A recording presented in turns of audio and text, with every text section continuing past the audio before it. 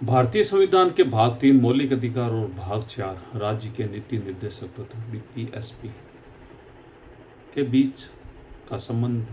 केवल एक विधिक द्वंद्व नहीं है, बल्कि संवैधानिक न्यायशास्त्र का अत्यंत गहन, गतिशील और क्रमिक विकासशील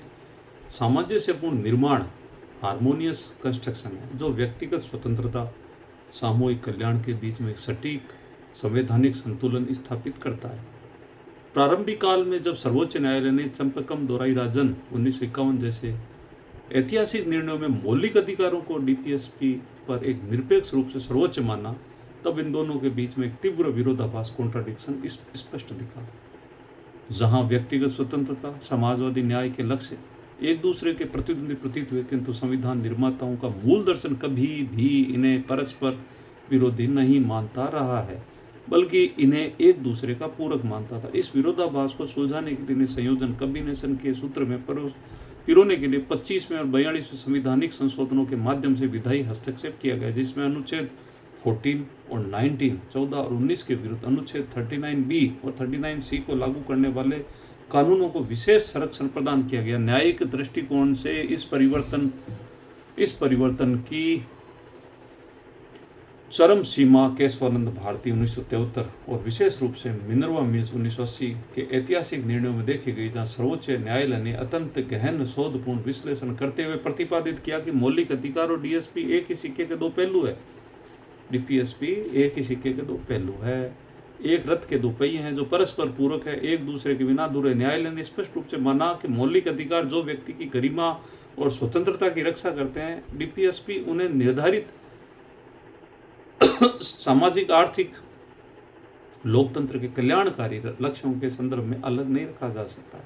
अर्थात डीपीएसपी वह लक्ष्य निर्धारित करता है जिसे प्राप्त करना है,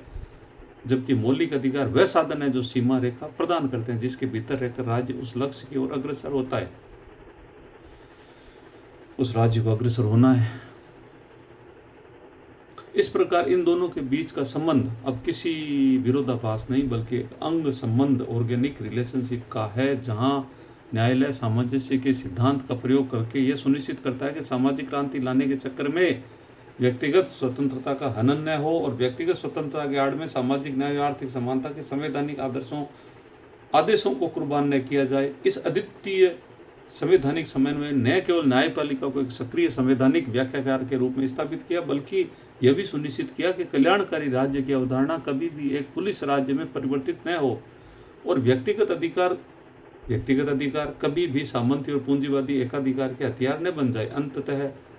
अंततः उच्चतम न्यायिक अध्ययन और संवैधानिक नैतिकता का यही सार है कि मौलिक अधिकार और डीपीएसपी मिलकर